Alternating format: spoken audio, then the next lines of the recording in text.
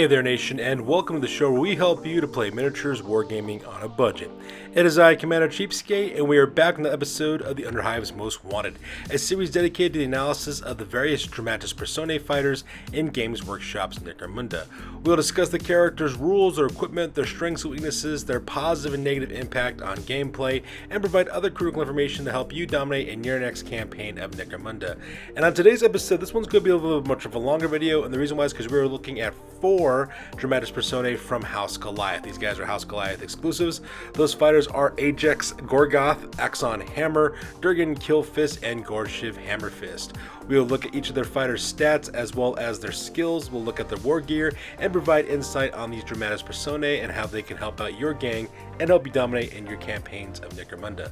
Now, because this video will be a little bit more of a deeper dive on the analysis of each of these fighters, I will put timestamps down in the description box below so that way you can pick and navigate as you wish throughout this video.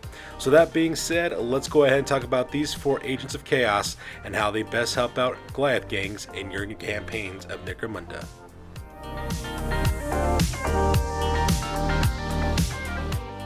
So the very first fighter we're going to talk about is Ajax Gorgoth, Lord of the Fist, House Goliath, Alpha House Agent. This guy is an absolute beast. So let's talk about him real quick. So first of all, his cost kind of depends on the cost it's going to use in order to recruit this guy. What you have to do is take your current gang's reputation and roll a d6 and add the values together. And based on what your values are, you can either recruit this guy for 100 pro credits if you have a low value for a gang, 200 credits if your gang has like a moderate level of reputation. But if you go past 16, he's not going to help you out your gang at all. So that is something you do have to take into consideration when deciding to use Ajax Gorgoth for your guys' gang. Now at the same time, he also has a couple of special rules attached to him. He is a champion level fighter, so he does have the champion hierarchy rule attached to him. So because of that, just like all other champions, he can group activate an additional fighter. He can also, if he passes a battle test, then everybody within 6 inches of him also passes as well. So he does have that special rule going for him, which is actually kind of a nice bonus to have for this character. So with that being said, let's talk about his stats real quick. He's got movement characteristic of 4 inches, 2+ weapon skill, 5+ explosive skill, so he's not going to be shooting anybody very much. He's got 5 strength, 4 toughness, 3 wounds, so this guy's an absolute physical beast. He's also got a 5+ up for initiative. He's also got 4 attacks base. He's also got a leadership of 8+, a cool of 5+, a willpower 6+, and intelligence of 7+ as well. So when it comes to his stats, this guy is clearly designed for close combat. He's got the high strength, toughness, and wounds. Unfortunately, his initiative is not that great, but he's got 4 attacks as well, and he's also got a weapon skill of 2+. In fact, if you look at the miniature, the dude's very boxy looking, like a giant walking armored refrigerator, so it probably explains why his initiative characteristic is so bad. Now let's talk about his war gear real quick. So he's actually got really good war gear. He's got a powered servo claw, which gives him strength +3 on the attack, which basically means this guy is hitting on strength 8. So you'll be able to hit vehicles and stuff like that. It also has the pulverized special rule attached to it, so that way if you change enemy flesh wounds into serious injury rolls, or you can take 1 additional damage dice to vehicles, so he's got that. He's also got a unique weapon called a Great Chain Sword, which is basically like a normal chain sword, except it adds +1 inch to his versatile trait, so that way he can attack targets up to 1 inch away. He's also got a stub gun, which is okay, I guess, and he's also got heavy carapace armor as well. That's why he's got such a horrible initiative score, but he's got excellent armor save, and he also has a respirator, so that way he can survive those gas and toxin attacks that are also the plague of most Goliath gangs as well. Now when it comes to his skills, he does have bull charge, which means he gets +1 to his already ridiculous high strength on the charge, and he also has knockback, so you'll be able to knock back your opponents as many inches as the strength of his attack, so you can throw guys off vehicles, off bridges and walkways, all kinds of stuff. He's also got the immovable stance muscle skill, which means that if he's being shot at from a distance by a powerful weapon, you can beside have your character do the tank stance, which is a double action, which means his activation ends. And what that means is he also gets the 2-up armor save to a max of 2+, and he can't be moved, so he's not going to be pushed off by knockback. He's probably going to survive whatever shot is being taken against him as well. He's also got the Nargos skill, which is also another muscle skill as well, and basically it allows your character to do a 3rd action. All you have to do is roll a d6 and equal to or less than his toughness, and then of course you can do that, which is kind of nice because Ajax Gorgoth is going to be shot at quite a bit. So if he does get pinned, you can actually use the Nargos skill before you activate to actually get up from pinning, and then you can still charge your opponents and engage them in close combat as well. So these are the costs, special rules, war gear, skills, and stats for Ajax Gorgoth. Now let's talk about his impact for your gang as well. The nice thing about Ajax Gorgoth is that he is useful as another champion level fighter in your gang and get those larger group activations as well. In my opinion, he is most useful as an assistant leader in an assault fire team. So if you got a close combat oriented group of fighters in your gang, he'd make an excellent leader for those guys. He can group activate, he can also give them support for battle tests and such, and he's also wrecking ball himself when it comes to close combat. The dude's an absolute beast. Unfortunately, his ability to stick with your gang though is temporary at best, and the reason why is because unfortunately, like I said before, the higher reputation, the less likely he is actually going to help out your gang. So do keep that in mind if you decide to go after Ajax Gorgoth as a potential ally to join your gang.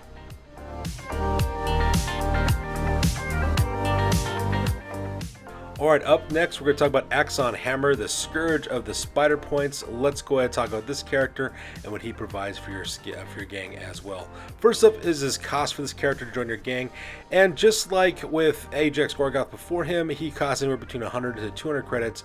Like before, you have to take your reputation, roll d6, and whatever your value ends up being is how much it's going to cost you as well, which also means he might not help you out in some cases, especially if your gang is actually quite good already where it's currently at. Now let's go and talk about his statistics real quick. So Axon Hammer's got a movement characteristic of 4 inches, a 3+ weapon skill, 3+ ballistic skill, so he's more of a shooting type of character. He's got 4 strength, 4 toughness, which is standard, 3 wounds, which is actually quite nice, as well as a 4+ initiative, so he's got average initiative, as well as 3 attacks base. He's also got a leadership characteristic of 5+, a cool of 4+, a willpower of 7+, as well as intelligence of 6+. So he's actually quite cerebral for a Goliath in terms of his mental stats. He's got really good physical stats as well for your gang, so he's no slouch, to just to be clear. Now, when it comes to his special rules, he does have a couple of individual special rules that associated with him. One of them is called Waste's Most Wanted, which basically kind of makes him a liability for your gang. If he gets captured or killed in a battle, your opponent actually receives 200 credits because of the fact that Axon Hammer is a wanted criminal who's causing all kinds of problems out in the Ashways in Necromunda. Now, the nice thing about him is because he also has the You Get What You Pay For special rule for bounty hunters, even though he himself isn't a bounty hunter, which is awesome because that means he never counts as part of your crew whenever you decide to play a scenario. So let's say you only have a normal number of fighters allowed per scenario, he automatically gets to join with your gang, which is kind of nice as well. Now, to be clear, he's also an outlaw. That's why he's not a bounty hunter, so that is another thing that you have to keep in mind, which means if you want to include him in your gang, you yourself have to be an outlaw gang as well. So if you're playing a campaign where that might hurt you, keep that in mind to see if you want to make sure you want to get this guy or not. At the same time, this could be kind of like a hinky rule. We're going to talk about this a little bit more in detail when we actually get into his analysis. But he's also might be able to be a leader of a Goliath gang called the Iron Tree Reavers. He might be able to be a leader. This is from the Apocrypha Necromunda rules that came out from the Warhammer community called the Twins of Two Tunnels, where he leads a Goliath gang called the Iron Tree Reavers against the Gorbos twins. And it says that he can also be used in the gang to do that. Now the question becomes, is he a gang leader or is he just a hired gun that goes with the gang? That part is not really specified too much in the rules. As an arbitrator, I could say you can go either way. But I would say, personally, I think it'd be cool to make him a gang leader. I mean, that'd be awesome just because I think that kind of thing is cool, but your arbitrator might disagree with you. But like I said before, we'll talk about that in a little bit more detail on the next slide. Now, when it comes to his war gear, he's actually got some pretty powerful shooting attacks. He's got a combo weapon of a bolter as well as a plasma gun, so he has both of those weapons at his disposal. He also has frag grenades as well as furnace plates and a free active refractor field for 5 aboard save as well. If you notice, he has no close combat weapons, and the reason why is because of his skills. He has another skill called Fist of Steel, which means that his unarmed attacks, which he's going to be using quite a bit of, are resolved at +2 strength, so he's strength 6, and they also cause 2 damage with 0 AP. So even though he doesn't have any close combat weapons, he doesn't really need it because he can just beat you to death with his own bare hands. And he also comes with the hip shooting skill, which allows him to do a double move and then be able to shoot with a -1 to ballistic skill. So if you really need him to get close up to the enemy to open fire with a plasma gun or a bolt gun, either one's perfectly fine. Now, granted, he does lose 1 to his ballistic skill, but he is using a bolt gun and a plasma gun. He's also got a 3-up ballistic skill, so that's not much of a bad thing right there. So Axon Hammer is actually kind of like the complete package, in my opinion.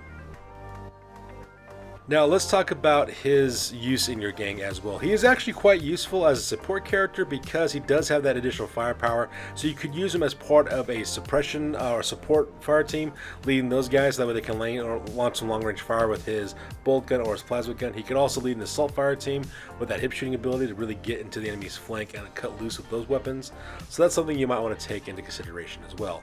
At the same time, he is a bit of a liability though, because if he does get captured or killed, your opponent gets 200 credits, and because he's an outlaw, it means that your gang has to be an outlaw gang as well in order to recruit him. So that's something you might have to keep in mind whenever you decide to go with this character as well. And like I said before about him being a possible gang leader, the rules with them in the two tunnels, the Twins of Two Tunnels scenario rule pack is kind of murky. As an arbitrator, I say go ahead and make Axon Hammer a leader for a Goliath gang. I think it'd be kind of cool. You could be the leader of an outlaw Goliath gang. You could play the Iron Tree Reavers. It'd be kind of really neat. You also got some upgrades you can get from gene smithing from those rules too, which I think would be kind of cool. On the other hand though, I could see why an arbitrator might not allow that to happen. If you're a player and you're thinking about doing this and you have questions about it, I would ask your arbitrator to see how they rule upon it as well. And another thing you also got to remember about this guy is because he's an house agent character, his ability to stick with your gang is temporary at best, because as you develop and as the campaign progresses, you might not be able to get his help because your reputation might be too high at that point. So keep that in mind whenever you think about taking on Axon Hammer for your gang.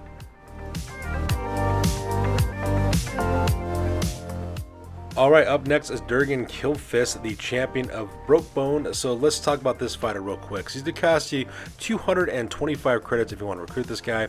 For his statistics, he's got a 5-inch movement, so he's quite fast for a Goliath fighter. He's also got 3+ weapon skill and a 3+ ballista skill as well, so he's no slouch in shooting either. He's got 4 strength, 5 toughness, so very survivable. He's also got 2 wounds, 3+ for initiative. He also has 3 attacks base. He's also got a leadership of 4+, a cool of 4+, a willpower of 8+, as well as a intelligence of 7+ as well. So those are the stats when it comes to Durgan Kill Fist, when it comes to those kind of things. Now when it comes to his special rules, he can be taken either as a bounty hunter, or he could also be taken on as an outcast leader as well. So those actually mention that in his rules, which is kind of nice. Another thing about this character too, he's also an outlaw. So if you want to use this guy in your gang, just be aware that you yourself have to be an outlaw as well, otherwise you're not going to be able to benefit from his abilities. Now, when it comes to his war gear, he has the Kill Fist, where he gets his name from, which is that giant meat tenderizing power fist looking thing. It gives him +1 to his strength, as well as -1 AP, 2 damage. It also has the pulverize special rule attached to it, which is also kind of nice. And in case you forget what pulverize basically means, it means that he can change a flesh wound into a serious injury for his fighter, or roll additional damage dice on enemy vehicles if he attacks those, which is kind of cool. Just seeing this guy one punch enemy vehicles would be kind of interesting. He's also got the Cruncher with this huge mace thing that he carries. It's got a 2-inch versatile trait on it, so you can attack targets up to 2 inches away. It's also strength +2 for his attack. It also causes a concussion, which means if your enemy gets hit with it, they have -2 to their initiative, or vehicles, they have -2 to their handling test. It also has the knockback ability too, which is also quite good because you can knock guys off vehicles, off of buildings, all kinds of stuff as well. And he also has frag grenades for his shooting attacks, so that's all he has for shooting. But with a 3+ ballista skill, he's going to be lobbing those things and accurately hitting his targets with those frag grenades, which is actually kind of cool. And he also has furnace plates as well to protect himself, so pretty kid out to kill for this one as well. Now when it comes to his skill, oddly enough, he has the inspirational skill, which means that he can assist with failed cool tests so long as he passes a leadership test. And with that really good leadership test, that's going to be helping out quite a bit. So enemy fighters with friendly fighters in the 6 inches of him don't need to worry about passing the cool test too much so long as he's around, which is also kind of nice. And he's also got the unstoppable skill, which means that during the end phase, if he rolls a 4+, he could either remove a flesh wound, and if he doesn't have a flesh wound, he can roll 1 additional recovery dice and choose which one he wants to use for his fighter, which is actually kind of good for that guy as well. Now then, let's go and talk about how he's going to play for your gang as well. He actually makes a very good assisting leader in an assault fire team. In my opinion, he'd actually be a good leader for an assault fire team because of the fact he has inspirational, and that really help them out as well. Plus, he's also kit out really good for close combat attacks, so that might be something you want to include that as well. He also provides pretty decent leadership support with that inspiring presence ability, which is also kind of nice. Plus, he also packs a punch when he hits your opponents, so that part is kind of neat too. Now, as for his viability as a member of your gang, you do have to be an outlaw gang in order to recruit him, so that might be an issue for some players. But at the same time, though, I personally think he actually becomes more useful as an outcast gang leader myself, because he's got pretty good psychology stats for a Goliath fighter, and you can always equip him with different things and different skills as the campaign develops for that as well.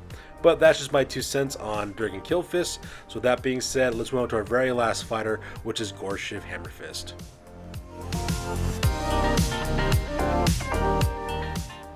Alright, so let's talk about Gorshiv Hammerfist, the king of the stemmers. He is a bounty hunter character. He's going to cost 260 credits if you want to recruit this guy for your gang. And let's talk about his stats real quick. He's got a 4-inch wound allowance as well as a 2+ weapon skill. He's also got a 4+ ballista skill. Strength 5, so this guy is a beast. He's also got 4 toughness. He's also got 3 wounds, 3+ for initiative, as well as 4 attacks base. He's got 6+ for leadership, 4+ for cool, 7+ for willpower, as well as 8+ for intelligence. So Gorshiv Hammerfist, this is the special character that was brought on from the Vault of Temenos, Cinderak Burning expansion as well.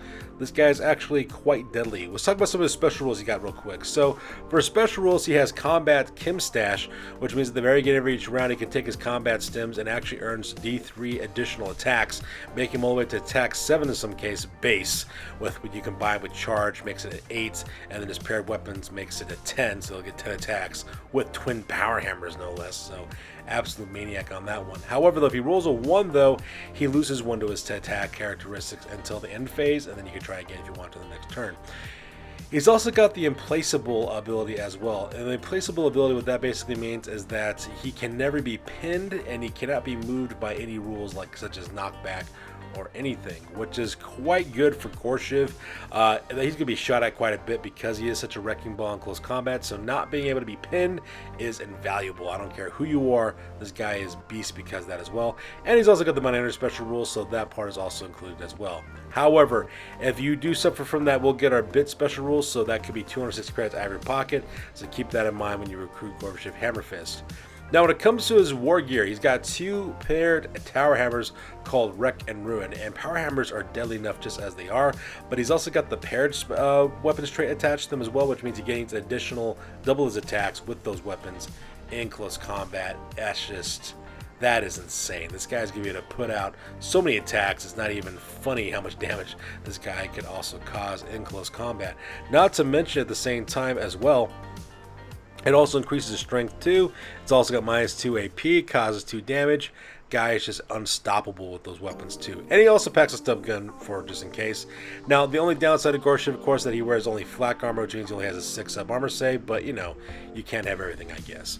Now, when it comes to his skills, he does have the walk it off skill, which basically means as long as he passes the toughness test, he can recover 1 wound or remove a flesh wound, so that part is kind of nice. And he's also got bull charge, which means he gets +1 on the strength on his attacks on the charge as well as knockback. So combining all those abilities he has, he's going to be able to push people off of buildings and vehicles like it's nobody's business. Like I said, the guy's an absolute beast and a wrecking ball to boot.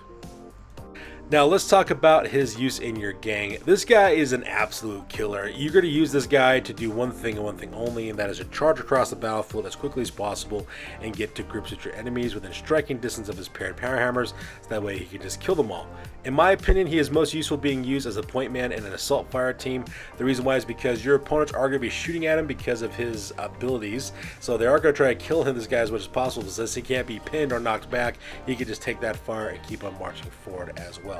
Now, he is kind of expensive for what he can do, but at the same time though, with the Anaylsis Succession rules, you can actually afford to recruit this guy if you want to. You could actually recruit him at the very start when you build your gang, and granted you don't have a road dock, but you can always get a road dock later on if you want to. So that might be something you might be interested in doing. He actually becomes very viable with those Anaylsis Succession rules, and the things he can do for your gang is absolutely fantastic as well. And that pretty much makes up my analysis of Gorshiv Hammerfist. So now that we're done talking about all 4 fighters, let's talk about, generally speaking, their positive impact on your gameplay. First of all, each and every one of these guys is an absolute wrecking ball in close combat as well as close quarters battle. They're very strong, they're very resilient, they're absolutely deadly with the weapons that they have as well as the equipment they have. They also have a good mix of skills that could really help out your gang as well. In my opinion, these guys would all make good additions to your assault fire teams in your gangs, either as leaders of them or in help and direct support with them on attacking on the flanks, or even second gun hit on. These guys just cause all kinds of damage everywhere they go, and they can just kill with the best of them as well. So that part is kind of neat. And oddly enough, they are relatively cheap in order to recruit in some of them. For example, Axon Hammer as well as Ajax Gorgoth. Those guys could cost you potentially just anywhere between 100 to 200 credits in some cases. Now, granted, you could also not be able to recruit them at all, but with all things being said, they're actually quite cheap for what they can do. Durgan Kill Fist is only 225, which is actually quite good. Now, Gorshiv is 260, but for what he can do, that's actually a bargain. There are some bounty hunters out there that cost 300 plus credits who can't do nearly as good as Gorshiv. So because of that, they are really cheap to recruit for your gangs as well. So now that we're done talking about the positives, let's talk about the negative impact on gameplay. And for the biggest part, which is going to be the most problematic for all four of these fighters, that all four miniatures are Furl's World exclusives. So if you do want to actually have the official miniatures, they can be quite expensive to do so. I know there's some third-party sculpts out there, or some different ones you could use to proxy them if you want to, which I would suggest you do. If cost is a concern, I would either suggest you go with a proxy of some sort, or convert your own, so that way you can still use them and not have to pay as much out of pocket. But if you're one of those kind of players who want to actually own the specific official one, that could be something you might want to think about. And that also leads into the possibility of viability for having hired guns in your crew. This is where it gets kind of rough. Yes, all four of these guys are absolute beasts in close combat, and they can be complete wrecking balls and destroying your enemies in the assault. With that being said, though, all Goliaths have the potential of actually being that way, especially your leaders, your champions, especially your gangers. If you equip them right, if they level up the right way, they get skills attached to them, they get better weapons and equipment and things of that nature. They themselves can be just as deadly, if not more so, than some of these Dramatis Personae. So that's where the problem comes in. The problem comes in, do you spend the credits to recruit these fighters, some of which would only stick around for only a little bit, or do you invest that in your fighters instead, and just save yourself the point values and even the out-of-cost expense of purchasing them? So that's something you gotta think about when it comes to your gang as well. Another negative impact is these guys are all going to be bullet magnets. Because they're so deadly, your enemy is going to be focusing all their firepower on these guys as well. Now, you could be argued that that's a good thing because it leaves the rest of your gang from being shot at, but at the same time, though, if these guys get killed before they do anything in the game, that could have a negative impact on your gameplay experience as well. And to add insult to injury, a lot of these guys do not have any reliable ways anyways, of negating being pinned. Gorshiv is the only one that can't be pinned, but the rest of them, though, they don't really have much in terms of pinning protection. They don't have nerves of steel or flip up or anything like that. So because of that, pinning is going to be a huge issue with these guys, so keep that in mind when you have them. So that makes up the positive as well as negative impact of these fighters will have in your games of Necromunda. So in conclusion, the Dramatis Personae and Necromunda have always been in this kind of strange place with gamers. The reason why is because of their expense in terms of points as well as out-of-pocket expense as well. Yes, with the things that they can do some amazing things, but that takes a lot of credits out of your gang in order to recruit these guys for your gang. And the question then becomes, should I use my credits for that, or should I just use my credits for my gang and just level them up over time and just make them even better? So that's something you have to think and consider about when it comes to these guys. Another thing you also got to worry about too is the price out of your pocketbook in order to purchase these miniatures, especially if they happen to be Forge World exclusives like these four guys are. That's another thing that runs into the viability of actually having these guys, because yeah, you could spend a lot of money to get them, but what they do for your gang, sometimes you could just not buy the miniatures or those characters and just still have a really successful campaign without them. So it's a viability kind of issue that you run into. Now, I keep on saying this a lot for the Dramatis Personae, but because it's true. These guys, even though they may not be really all that great for hired guns for your gangs, they do make excellent outcast gang leaders. Each one of these guys could be taken as an outcast gang leader. Axon Hammer could actually be used as a leader for a Goliath gang, which I think would be actually kind of cool to see that being used. So in that situation, then they're very much worth it. I say go ahead and do it, and then go from there and have a really fun time playing your outcast gang. But like I said before, it's your money, it's your gang builds. I'm just providing information. Do with it what you will. So there you guys have it. That is our overall take on these four Goliath house exclusive characters for Ajax Gorgoth, Axon Hammer, Durgan Kill Fist, as well as Gorshiv Hammerfist. As always, please feel free to like, comment, and or subscribe. Your guys' input is invaluable to us as always. And also check us out on our social media platforms on Facebook, Instagram, as well as blogger.com if you want to keep up to date with what we're currently doing on the hobby aspect aspect of our channel. That's good for those of you guys. I will see you guys in the next one. I'm Commander Cheapskate. Keep classy. Catch you guys in the next video.